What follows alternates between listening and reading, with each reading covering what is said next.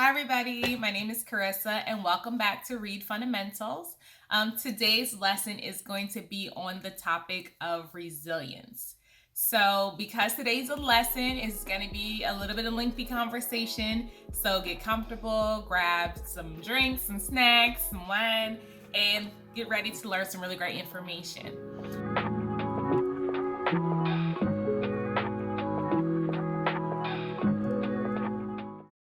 I have my notes in front of me, so I will be looking over to make sure I hit all the important points in relation to this topic. So, yeah. Oh, as always, feel free to use the comment section to write down any questions that you might have that come up during the lesson. Because this is not live or we're not in person, it makes it a little bit challenging to kind of get the feedback from you guys as we go through the different points. So we're going to try to make do with that, and I will try to respond accordingly to your questions. If there's a topic trend that people would like me to expound on, I will then create an additional lesson to address those concerns or questions.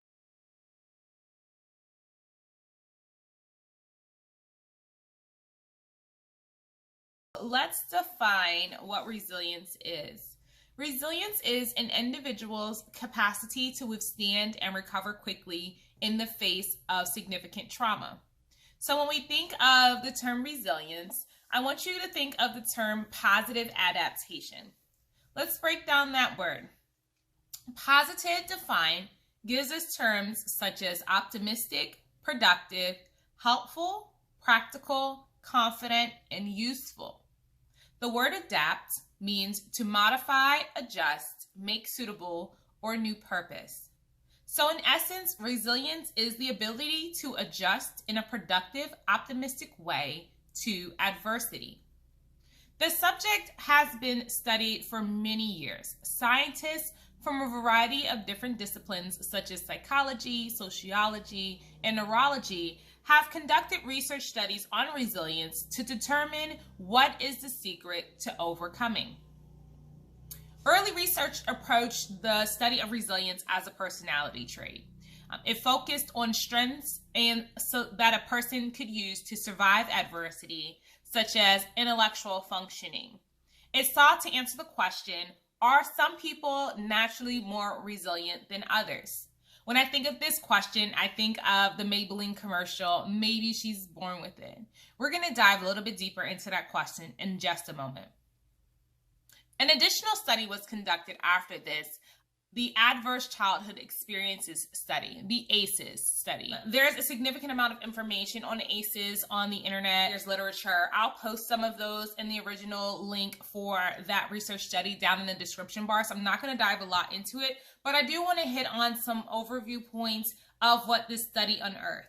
So the CDC and Kaiser Permanente conducted a study in 1995 through 1997.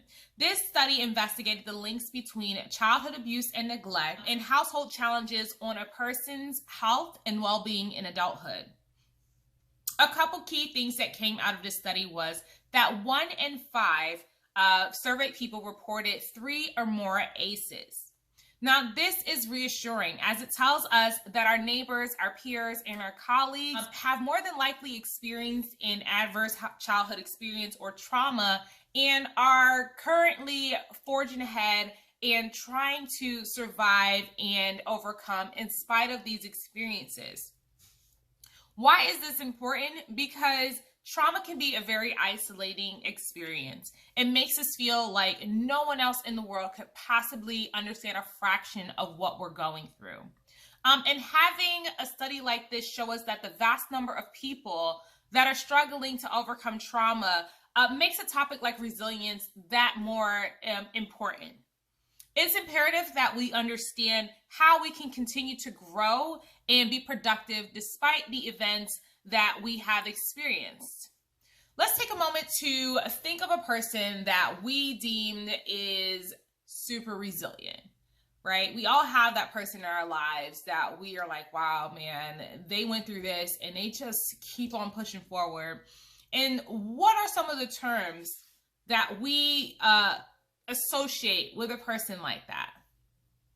So some terms that come to my mind are this person is strong, or this person is tough, or this person is super flexible, irrepressible, adaptive, okay? So keep these terms in mind, and we're going to look back at that question. Are some people naturally more resilient than others? Now, the answer to this is very complex, but the simple answer is yes. There are some qualities and traits that a person can naturally have that would make them a little bit more adaptive than someone who does not possess the same level or strength in those trait areas. Resiliency in itself, though, is very complex, as there is an interaction that takes place between the person's biology, personal attributes, the social context, and the nature of the adverse event. So we're talking about the number of events that occurred, the intensity of the trauma, and the persistence of that trauma that make that person more resilient if we're to measure these things, or if we are measuring these traits, okay? There are also multiple sources and pathways to resilience that often interact with each other, okay? So once again, this is a complex interweaving and interaction of these different areas within our lives that create resilience. But for the sake of simplicity, we're going to break down each one of these components into 3 distinct groups. Okay? That's going to be our personal, environmental, systemic, and our biology. Okay? Right now, I'm going to focus on the personal just in the interest of time. So let's list out some of these traits that will fall under personal. So we will have optimism, self-control, emotional awareness, self-esteem, self-efficacy, problem solving, and control of self. Okay? Okay, guys, so we are going to now dive into those personal factors that impact our level of resilience. So this is an extensive list, so do not go like, oh my gosh, I'm not going to remember anything you're saying. I'm going to insert an image clip here so that you can see what that list is, and then you can do more of a self-assessment to kind of determine which one of these areas I feel like I'm pretty good, I'm pretty solid, and where are some areas that I can improve and strengthen my resilience in these particular areas.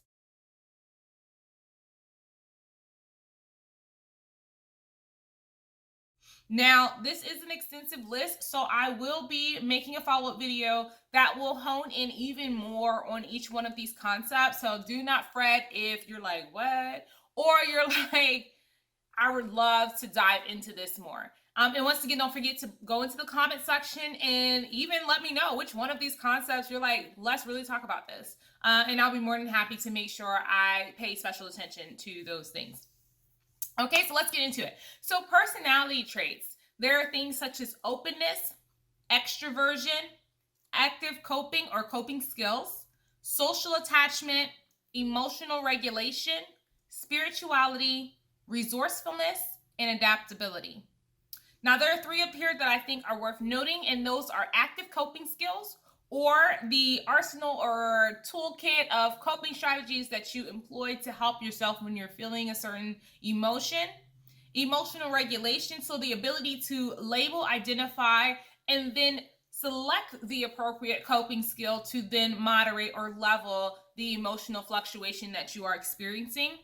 And spirituality is important because there's a lot of research that discuss not religion, but we're talking about spirituality. So our connectiveness to the whatever you subscribe to as a Christian, to God, or what your relationship is. So we're not talking about going to church and taking communion. Those are religious practices, but we're talking about just your relationship with God or whomever you believe in. But for me, with God, and how that impacts your mental health and your well-being.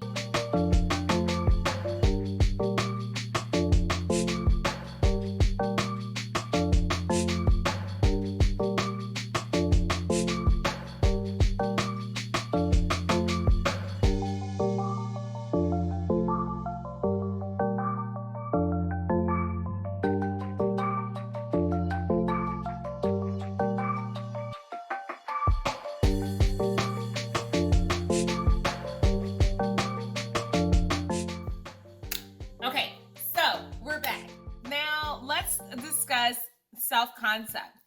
self-concept is a strong sense of identity or belief that you're capable of rising to whatever challenges may come your way. This is basically understanding who you are as an individual.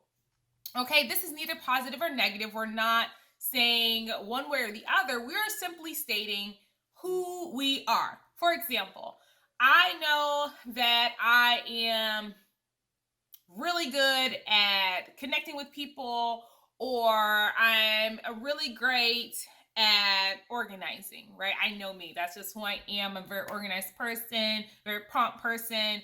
I know for a fact that I'm not that patient. I struggle with sticking to plans. I don't know. Just picking something, right? So I'm not saying these are good things or bad things. I just know that they exist and this is who I am. Okay? So that's what self-concept is. I just know who I am. When we get into self-esteem, this is when we start to put the negative or positive attribute to whatever trait it is, okay? So whatever I just said. So if I say that I'm really great at interacting with people, I think that's great.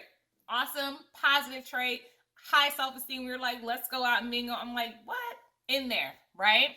When we're talking about I'm not prompt, or that, I don't even remember what the other thing is, but whatever the other thing is that I said that, so let's stick with prompt. So I say I'm not prompt.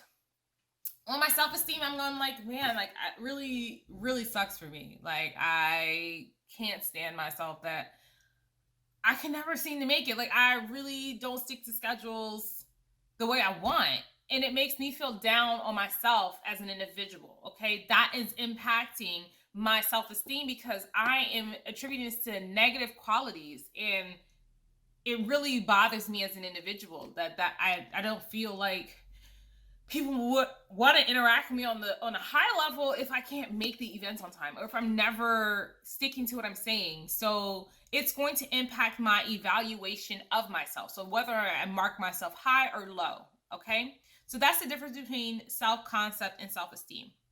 And then we have self-efficacy. The psychologist Albert Bandura identified self-efficacy as one's belief in their ability to succeed in a specific situation or accomplish a task.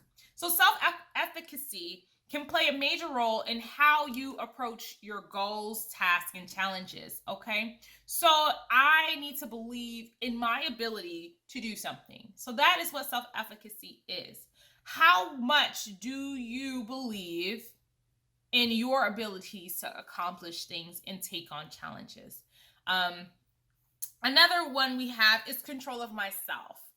So am I focusing on things that I personally can't control, or am I hyper focused on things outside of my circle of control? Okay, understanding what that is and being able to navigate that space in our circles of control are very important when we're talking about resiliency. We cannot move forward, right, in a productive manner if we're so focused on fixing things that we can't fix. All right. So, for example, when we're talking about circle of control, we're talking about things such as I don't like how this person treated me, right? I experienced a trauma. I don't really like how this person interacted with me. It's really impacted me on a deep level. How do I move forward for that if my main focus is on what the person is doing? I can't control that. I can't make people treat me nice. I can't change anything this person has done, right? So fixation on those things outside of my circle of control are now creating a sense of stagnance. I'm not growing. I'm not being productive in this area, all right? It's going to impact how quickly I bounce back from the situation, okay? And the final thing is ability to problem solve. So, in the personality traits, the personal factors such as resourcefulness, right, and extroversion, and all of those things, they play a part into our ability to problem solve, right? That's another thing, obviously, our biology, our cognitive functioning, but being able to navigate the spaces, see the big picture of what we're dealing with, and being able to implement those resources into the areas that will help us be better off, right? New purpose, really purpose the situation and find that the positives. Okay, guys, so I know there was a lot of information. I tried to condense it. I probably spoke really, really fast, but that's because I was trying to get as much information in this video as possible so that we have at least something to go off when we move forward.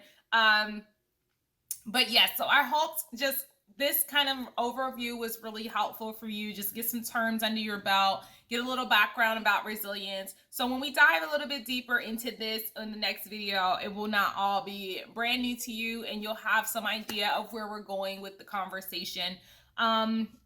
So yeah, so stay tuned for the upcoming videos that will dive deeper into each one of these marks and kind of expound on what that is. Leave your questions in your comments below. Like I said, I know it was a really quick video, but in the interest of time and the length of this video, I had to really try to jam-pack, condense it. But once again, hopefully it was helpful for you.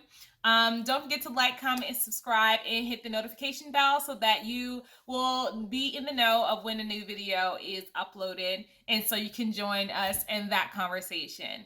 Look forward to talking to you in the next video, and have a blessed day. Bye.